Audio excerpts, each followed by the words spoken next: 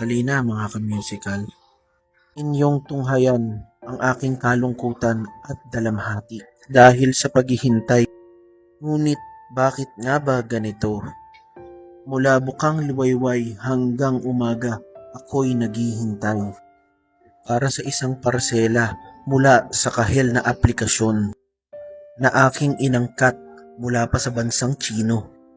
O anong tipo ng lungkot ang bumabalot? At buti na lamang ito'y isang kathang isip. Nakakatawa yung mukha ko dyan.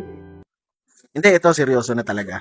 Meron kasi akong in-order na isang fret crowning tool galing sa Orange app. And ang sasagutin natin na tanong ngayon ay kung worth it nga ba. So tara, wag na nating patagalin. I-unbox na natin. So ayan, yung in-order ko pala is yung set of 3. So ayan, makikita natin na color-coded yung mga yan. Yung black is 2mm, blue is 1mm, and red is 3mm. At ito nga pala yung papalitan natin kasi medyo pudpud na. So yung brand niyan is Baroque. So 4-sided yan, 1, 2, and 3mm din. And yung isa na pinaka-wide is general filer lang. Okay din naman yung performance nitong tool nito, pero dahil nga sa regular wear and tear, umabot lang sa akin ng 1 buwan yan. And about mga 7 hanggang 8 gitara lang na setup ko dyan. And nabili ko yan ng 1,800 pesos. So balik tayo dito sa Kaish or Kaish. Ayan yung brand niyan. I believe yung naging inspiration nito is yung Hosco Japan. Tapos isa sa mga pinaka nagustuhan ko na feature nito is napaka-compact niya. Madaling hawakan. Tapos equipped na rin niya ng anti-slip na rubber sa gitna. Yan yung color-coded na nakalagay dyan. Tapos meron nga pala yung 2 sides para sa kanyang mga teeth or mga ngipin. Isang fine-sided and isang coarse-sided. So ito, pakita ko sa inyo yung side ng coarse. Yan. And yung fine teeth. So yan, napakasimple lang ng design niya and napakadaling gamitin. So dito sa next slide, gamit lang tayo ng diagram para magkaroon lang tayo ng better understanding sa kung ano yung trabaho na ginagawa nitong fret crowning tool. So, yan yung nakabilog na yan. Since kaka-level lang natin dito sa frets, yan yung itsura niyan.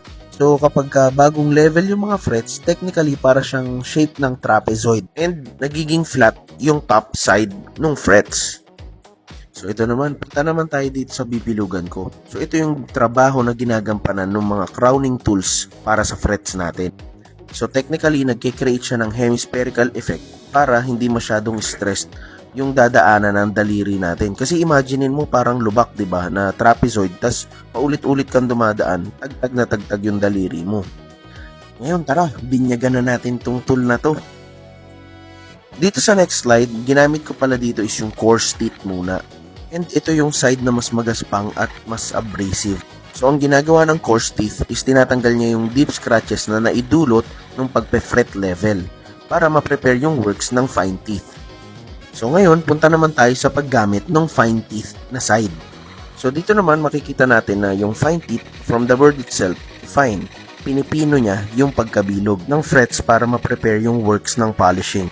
Tapos ito na, prepared na for polishing itong frets na sinampulan natin. So tignan nyo naman yung kaibahan.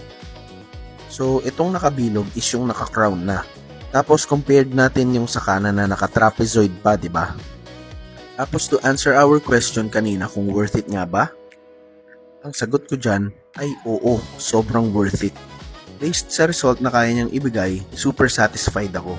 So nabili ko lang pala ito ng 2,800 and palagay ko magiging one-time investment ko na lang to kasi sobrang sturdy and durable. So I'm saying goodbye to my old fret crowning tool and saying hello to my Kaish. So yan lang mga ka-musical. Maraming salamat. Stay tuned for more videos. Woo! Woo!